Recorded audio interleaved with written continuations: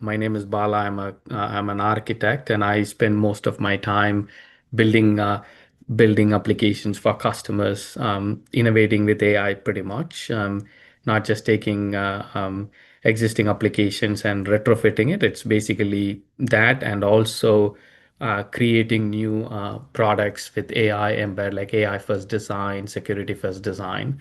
So if you have seen the um, other sessions, last time we covered the AI agents. This time we are just going to go into a little bit more on the security side of it. So Microsoft is not very new to security. We have been pioneering this field, especially for AI, since 2018. Here are our six main principles. Like we follow fairness, reliability, safety, privacy, security, inclusiveness, transparency, and accountability. And if you are actually watching us, you will see that we have documented this.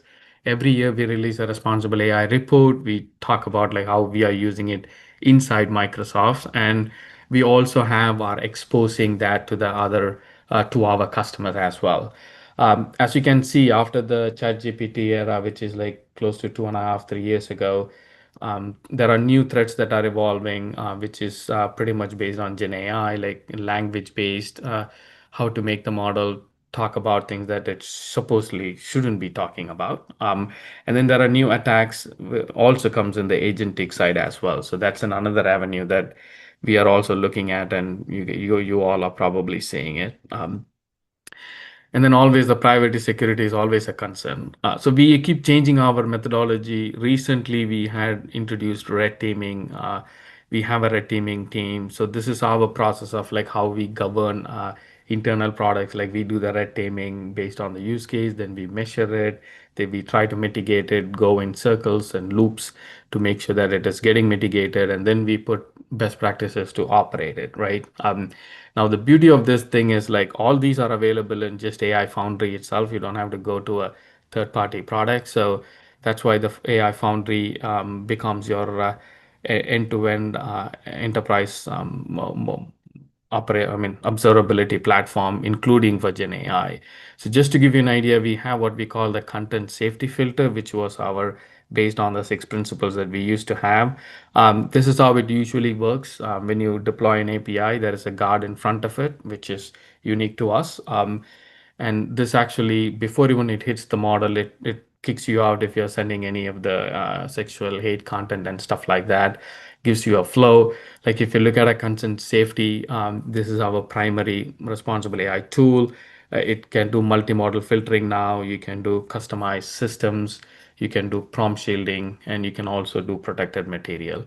So as we come up with new and new use cases of like, new way of threats and how the threat can be mitigated, we test it internally, and then we also will also what we'll do is like we'll bake into the content safety product, or we'll bake into the responsible AI toolkits that we have. We are adding this. This is getting into preview for task, especially for agentic. We are bringing in the content safety filter also in front of when the agent calls the LLM model, because it's agent to agent is one thing, but you also have to protect the agent to the LLM as well. So this is getting baked in. Here is a complete list of what the AI content safety can do. This used to be like just the first two columns. Now we have added like prompt injection, task specific for agents, and you can do ungrounded attributes now. You can detect copyright materials. And there are certain things added here like nudity and stuff like that is also added in here as well. And this list just keep on growing. So you can see like how we are looking at like, security not only just on the infrastructure perspective, but we are also looking at like, the AI perspective as well, and tailoring to the needs. The next one is like this is the reason why Foundry is becoming very popular, because AI Foundry is going to be our agent factory. We can create like thousands and thousands of agents, and then you can also have visibility into what is happening within the agents as well. That's the main key. Creating agent and running is not a big deal. You can do it in any platform. But where the appeal comes is like when you can actually manage the life cycle of that agent, you can see how the agents are behaving over the time, how it is secured, and like the security is governance and red teaming. You can do that when you're even the development phase. You can do evaluations in the development also, just to make sure that your output is matching what you're supposed to get and it is safe and things like that. And you can document it, right? You can go back, you can visualize it, you can see the history. Everything is kept in one common place, and so that like even a developer who's developing and running locally, his things are stored over there, so in the cloud, so you can go back and look at it. And obviously monitoring is also available for us. That's another area. This is how we look at Gen AI security, especially. There is evaluation. You can do it in experimentation. You can put it in CI/CD. You can run it manually. It's all SDK based. You then have like the Azure Monitor to manage and look at like the regular KPIs for APIs and stuff like that. You can introduce we can add like Purview Defender that can actually monitor the API and tell you like when the content filter is triggering something, you will get a notification and you can go back and see what to do and things like that. So that this is why the Foundry becomes your entire end-to-end platform, which bakes in security as well. Now, evaluating agents, we are very open. It's not just the UI that you have to go use it. We actually have opened up in however way we can do. You can use the UI if you're comfortable with it, or it's SDK based, so you can create it in your local computer and run it, or you can actually do it with CI/CD, which is basically um, like putting it in Azure DevOps or GitHub Actions. You can involve it like an automated way, and you can also add this to your production workloads. Like you can do it in CI/CD. That's what most enterprise companies that I see they're doing it. And all the outputs and all the logs are all saved in the UI when you're using the workflow. So you can go back and look at it and see like, okay, how did I perform? Now let's talk about some of the Gen AI safety. This is Gen AI plus agent on the right side. So as you can see, the Gen AI safety, we have like AI assisted and non-AI assisted. You can see the groundness, relevance, similarity scores, NLP scores are all non-AI assisted, but groundness, coherence, all AI assisted. Then we have risk and safety scores that we have added recently, jailbreak, protected material, self-harm. These are all like the these are all mostly AI focused. And on the agent side, we have added intent resolution and tool accuracy calling and task otherness and response completeness. All these are like we used to have three. The response completeness is just added. And then we have adding the ungrounded attributes and code vulnerability also. We are adding those two. We are introducing custom evaluators also. If you want to do bring in your own logic to do some custom evaluations, that is absolutely also possible in our environment. Um, Now let's Bala, talk about, Bala, yeah, yeah. I'm going to do this. I'm going to ask Kevin, who's the software engineering lead from McGraw-Hill, to ask a question about hallucinations. Kevin, can you do that?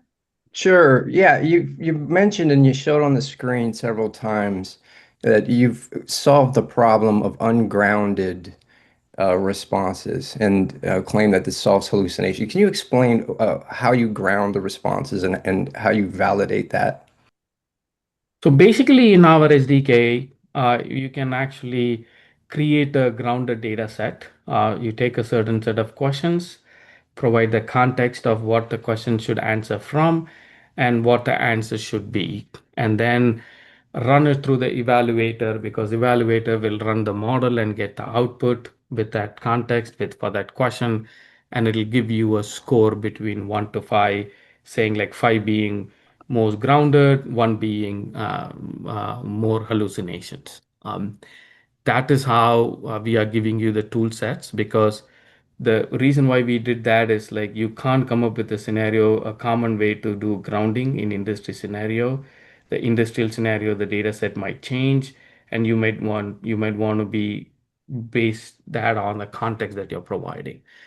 But context in the sense those are the uh, a RAG-based content that you're searching from, or you can manually load the content also. How do And you get the confidence interval if you don't if you can't predetermine what is a hallucination, what is grounded? How do you get the confidence interval later? the confidence interval is basically governed by if your output, it's a language output, right? When you define a language output, if the language output is based on your context and it is answering it from the context, then your hallucination goes down. If it is not using the context and if it is using its own memory, then that becomes your problem. And we have built our own way of figuring it out. We usually use the LLM to actually do that testing and define confidence. And that's how we do it for Microsoft. Hey, Kevin and Vala, that was good. I'm going to make a separate email introduction so we can keep things moving along. We know Yeah, I hallucinate. can show the SDK if you want. I'm not here, but maybe do a follow up and I'll show the SDK how we are doing it. Yeah, I'll set up a separate call for you and Kevin from McGraw-Hill. If other people have questions, let me know. Again, one of the benefits of Angel Beat is we can set up these follow-up meetings where you can go through your specific scenario with Microsoft, with AWS, Google, whichever company you prefer, so you can get custom insights into what your organization needs. That was great, Kevin. I'm going to ask Bala to continue and good commentary, like it interactive for sure. Yeah, absolutely. The other one that we are looking at is the red teaming. The red teaming is like almost like the cybersecurity where we go in and poke and see like how the model is behaving, how you can fool the model and get information out of it. I'm sure you're all hearing that in the news a lot, like the ROT13 attacks or character swap and sending in bytecodes and stuff like that. We do have a mechanism, like in Microsoft, we have a red teaming team, but then we also created a red teaming agent. Like if you are a cybersecurity professional and for a certain use case, if you want to try red teaming and come up with your own way to attack, you can do that. The version that we released recently was like we automatically create data. We have a model, a separate model, which is non-responsible AI based, so that can actually do all the creating of content and actually does the testing. This is we provide that as a service. And then it actually creates a score and tell you like, hey, how good it is. So you can see the color changing. Red means like more, and green means that we are okay. And all these, I mean, if I have the time, I can show you the UI. You can see it in the UI as well. We also have a red teaming agent for as a batch process. You can run this through, but we also have a red team agent that you can actually trigger in your CI/CD pipeline available that you can add it in your GitHub Actions. Plus, we also have an agent separate for the red teamers who can actually sit and ask questions and see whether the attack is feasible or not.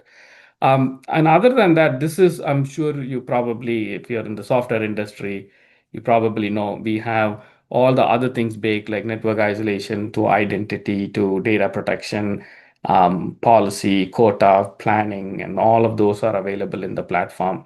There is one thing I'll touch upon is more important here is the what is the security that we are doing for agentic type applications, right? So when we create Microsoft in the Foundry, when you're creating an agent, each agent will have its own identity.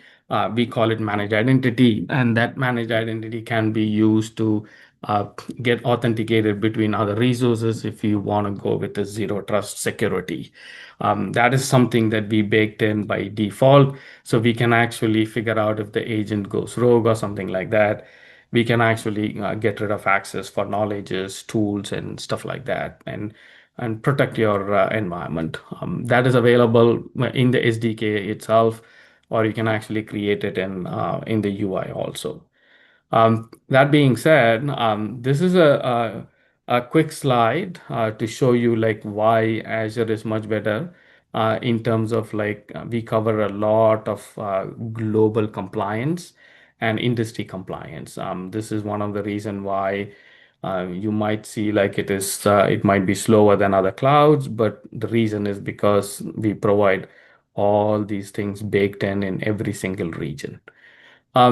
This is what I had for now, and I don't know Priya joined or Yep. not. Bala, can you hear me? Yes. Oh, yeah, Okay, yeah. Thank great. you. Yeah, I'm here. I don't know why my voice wasn't coming through, but this is fantastic. Thank you, Bala. And if you like, I can share my screen. Yes. Kevin, while I'm doing this, I would like to address a couple of your questions. Folks, I'm Priya. I am in Microsoft Security, so you've reached the right place. I work with the red team all day long. And the questions you asked, of course, we will take some of the more in-depth time online, offline on this.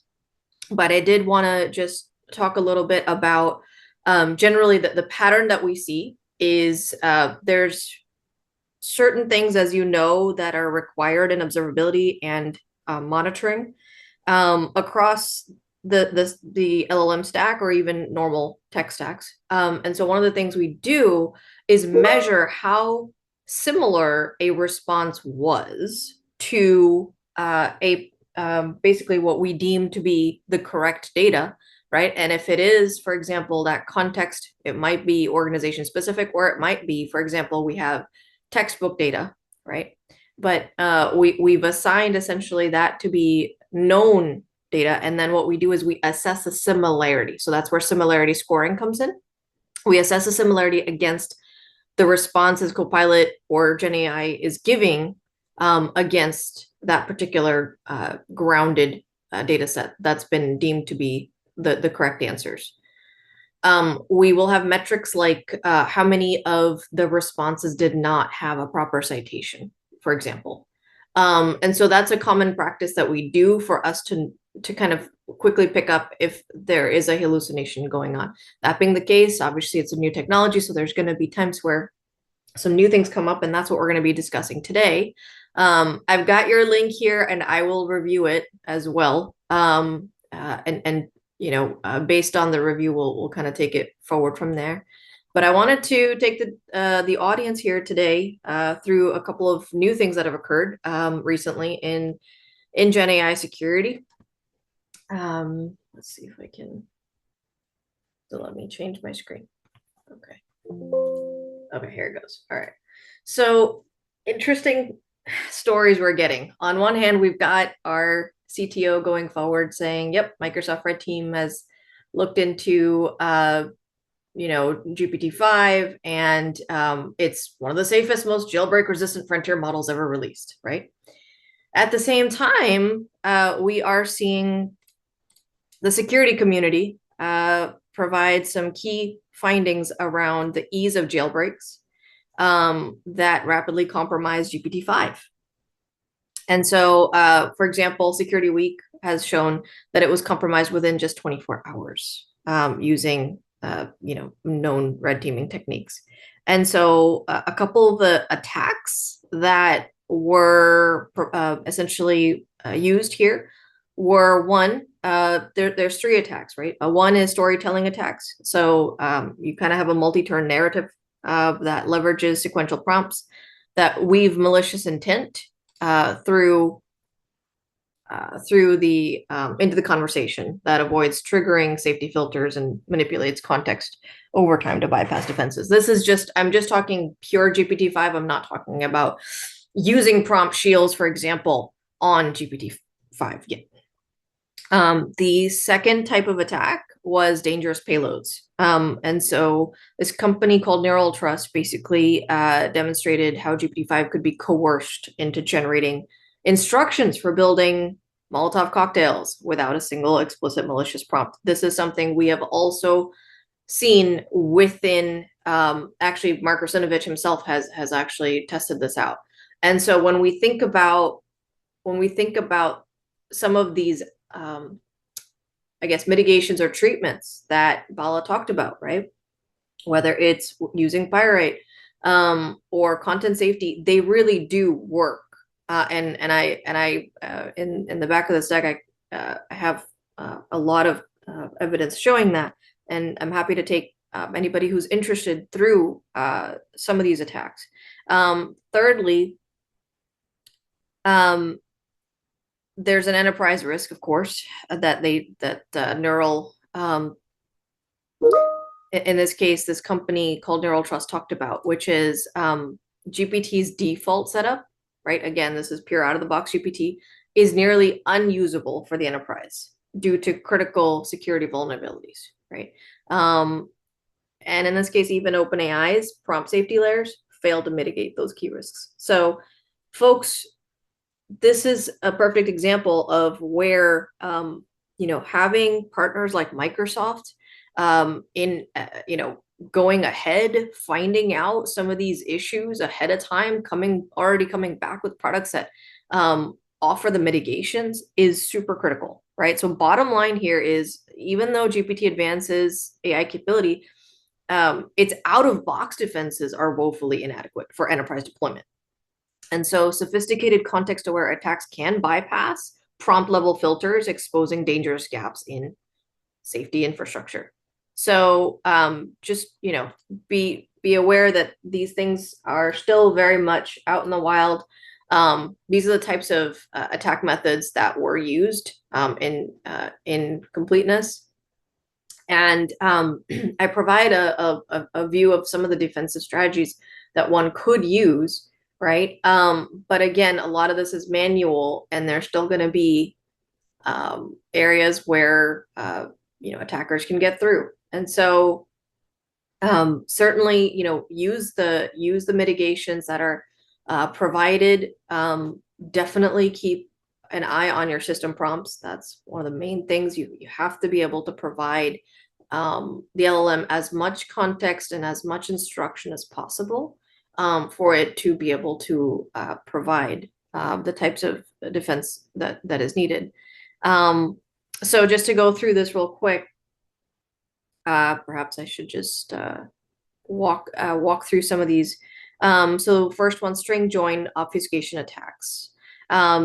So red teamers from SPLX found that GPT-5 is vulnerable to obfuscation attacks, specifically hyphenating individual characters to hide malicious intent. So if you basically put in a hyphen in a fake encryption challenge, right, that'll overwhelm the model safety filters, and it basically complied willingly.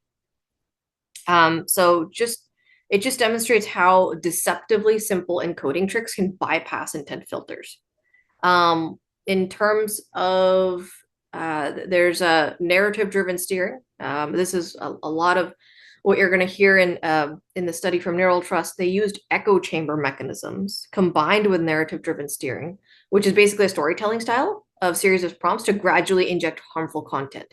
So again, you can use phrases like cocktail, story, survival, Molotov, save lives, and basically you're embedding subtly poisonous content that eventually coax the model into outputting instructions for constructing a Molotov cocktail. This method camouflages the true intent with benign seeming language and narrative continuity. The third type of attack is chain of lore.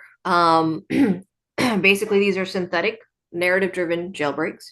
Again, building on the storytelling tactics, the chain of lore approach, which is, again, multi-turn jailbreaking, right?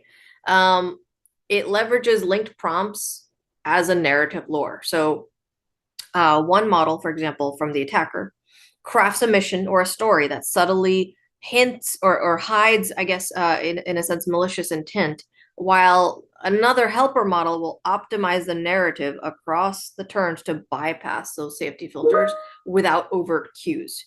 And so this method highlights how narrative structure exploits reasoning capabilities to illicitly prompt harmful outputs. And then lastly, you've got actor attacks. These are multi-turn cloaking, which basically you're exploiting multi-turn dialogues to derail the model via seemingly innocuous conversation topics. So attackers will spread harmful intent across queries by using related actor clues embedded in dialogue to guide the model toward undesirable outputs. And so this multi-stage obfuscation makes it harder for single-turn intent filters to detect the unsafe behavior. So again, a lot of different ways that one can attack. But there are mitigation techniques certainly that are provided. Again, I can walk through these when we have some more time. And then we talked about these attack techniques, right? These are the tricks and these are the goals that we can accomplish with these attacks. But really, the mitigation strategies, there's quite a few things you can do. And a lot of what I'm talking about is not specific necessarily to Microsoft. I'm just providing some of the mitigation strategies that exist in the security industry.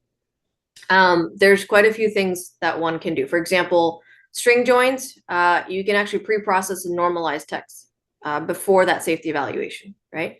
Of course, the Microsoft technology does help as well, whether it's prompt shields and things like that. Narrative steering, you can track cumulative conversation intent across turns. Intent detection or classification is already where we spend quite a bit of time when we're developing a Gen AI app.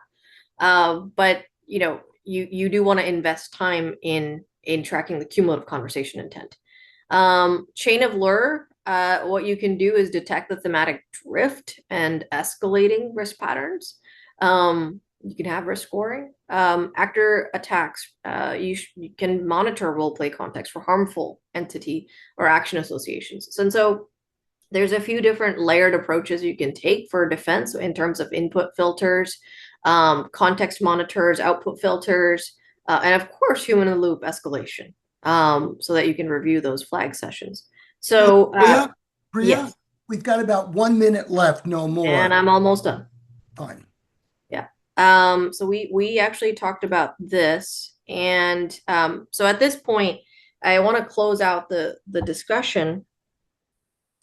There's quite a few different risks that exist, and across all of these different risks that exist, Microsoft has developed really great tooling.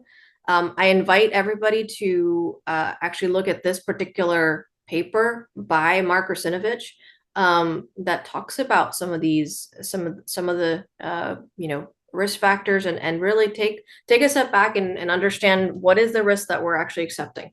What is that residual risk and accepted risk in our enterprise? That being said, thank you, everybody. It's been a pleasure being with you today. And if you would like to talk a little bit more about any of these particular risks, I'm happy to spend some time offline with everybody. Thank you, Bala. Thank you, Ron, for a wonderful session. Appreciate it.